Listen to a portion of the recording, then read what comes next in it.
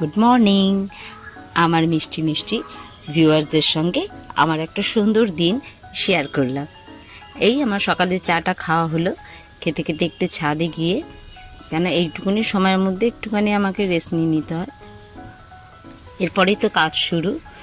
এবার হচ্ছে একটু দাঁড়িয়ে চাটা খেয়ে নিয়ে আমার কাজ শুরু করে দিলাম। রান্না শুরু করে দিয়েছি।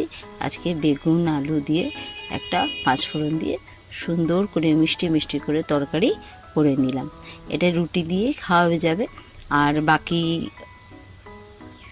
মাছের ঝোল, একটু ডাল করতে হবে আর কি। আর আজকে তো একটুখানি বিকেলবেলা আমরা বাজার যাব, কেন কি ঠাকুর আনতে যাব। আর সবজিগুলো আগে কিনে নিলাম। ভীষণ ভিড়, বালিগঞ্জ বাজারে গেছি, আমি আর ও মিলেই গেছি। দিয়ে এবারে কালকে কিছু অর্ডার আছে, তার সবজি কিনতে হবে। তো বাসন্তী পোলাও, পনির, 5 রকম ভাজা, কুলের চাটনি, তারপরে হচ্ছে ফুলকপি আলুর তরকারি, আলুর দম, কালকের এতগুলো আইটেম আছে বানাতে হবে। আবার কড়াইশুঁটির কচুরি। তো আমাদের সবজি বাজার মোটামুটি কমপ্লিট করে একটু ফলের দিকে গেলাম। আবার খই বাতাসাগুলো যেগুলো না আবার নিয়ে নিয়েছি। অসম্ভব ভিড়ে দাঁড়ানো যাচ্ছে না, গাড়িটা যেখানেই দাঁড় করেছে সেখানেই সবাই তাড়াচ্ছে গাড়িটা নিয়ে। তো যাই হোক, বাকি সব জিনিস কেনা হয়ে গেছে, আর ঠাকুরটা বাকি। তো অনেক জায়গায় দোকান ঘুরে সুন্দর দেখে একটা ঠাকুর আমরা পছন্দ করে ফেললাম। সেটা 2 বা 3 বার বার্গেনিং করে, এই যে ঠাকুরটা দেখুন কি সুন্দর না, আমার তো খুব ভালো লেগেছে।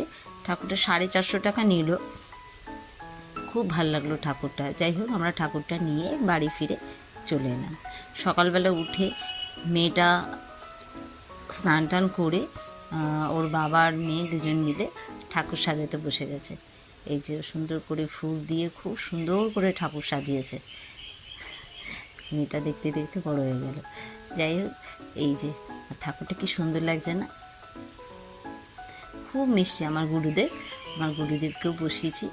তো ঠাকুর মশাই এখন ফোন করেছিলেন, তো উনি 9:30 থেকে 10টার মধ্যে ঢুকবে। যাই হোক, আমার এদিকে মোটামুটি রেডি হয়ে গেছে।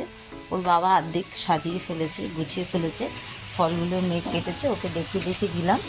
তো কাটছে বসে ফল। যাই হোক, আজকের এরমভাবে পুজো আমাদের শুরু হলো।